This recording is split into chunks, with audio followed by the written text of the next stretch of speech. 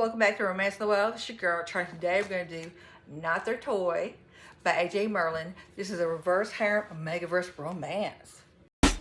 Grab yourself a book, turn the lights down low. It's time, everybody, for Romance in the Woe. Not Their Toy by AJ Merlin is a university reverse harem Omegaverse romance. Now, for those of you who don't know, Omegaverse is kind of like you have the alphas, the omegas, the betas, right? So this is set at a university, and our main female character is Mercy. Mercy's come there. She's left her home. She doesn't have a great relationship with her mother. Her mother is one of those people who's very controlling, critical of Mercy. And because of this, Mercy has a slight eating disorder. She has trouble eating sometimes. Now, this is not the main focus. The main focus is a romance between Mercy and the three gentlemen, which is Dorian, August, and Foster. She comes to the university. She's an Omega. She doesn't have a pack. Now, this is very important because if you're Omega, you want to find a pack of alphas to protect you. And they're also there for when you have your heat cycle. So it's very important. But they also keep other people away from you because it can be very dangerous. Mercy's very ambitious. Her goal is not to have a pack. She wants to be on her own.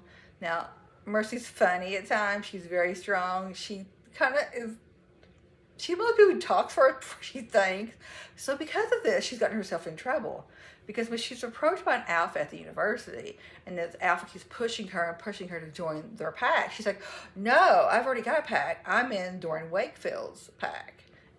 He goes, okay, fine. But the thing is, he tells people, who's Dorian Wakefield, you might ask. Dorian Wakefield is the most dominant, wealthy alpha in the whole university. His pack, he's the main alpha.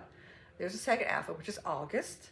And then you have Foster. Now, Foster is a beta. He's also a little bit of a psychopath, but he's hilarious. So, of course, as soon as this gets out, because that one alpha tells everyone is like, oh my God, Mercy, why did you say that? She's like, oh, it's not a big deal. I'll just say I'm sorry. Well, Dorian doesn't take that. So as soon as she comes in, he's like, well, get on your knees and beg. Mercy refuses, and that's what starts the rest of the book into play. Because he's like, fine, we're going to make your life miserable. Now, his idea of misery, I thought was hot. I mean, she obviously did not think so, at least in the beginning. Because, you have three men chasing you around, and they pop up, and the writing is amazing. Mercy's hilarious at times. She does things, and there's a growth with her. Now, this actually is 2 books into one, Not Their Toy. So, by AJ Merlin, and it's cleverly written, and it keeps you on your toes because what happens in the first book is there's a serial killer amongst the university. People are dying. No one knows why. Now, so she's got to deal with that. She's also got to deal with her mother who's nagging her. She's part of the archery team, so she's got all of this, and she's a scholarship student. Now, what you have to understand is that this university, almost everyone's wealthy. The life is simple. Hers, not so much. She's just trying to get by. She's trying to get the best grades, and she's very ambitious. So she's that person who wants to know the assignments 9 weeks in advance so she can get a head start and do the best that she can do. Of course, Dorian's not going to let her get away with that. He's going to pop in. He has a class with her. He's going to make sure, hey, I'm going to be your partner. I'm going to be there. And then you have August, who's always there. And then Foster is just a great psychopath. He's hilarious. But there's also a weird sweetness to Foster. I adore his character because he pops in. And there's a sweet relationship that Foster and August have together that I think is very loving. The 3 men do have intimate moments, so if that's an issue for you, I thought it was wonderful. I think it made the whole pack mentality, I thought made more sense. Because the 3 men are very dedicated to each other, and they can switch that dedication over to Mercy.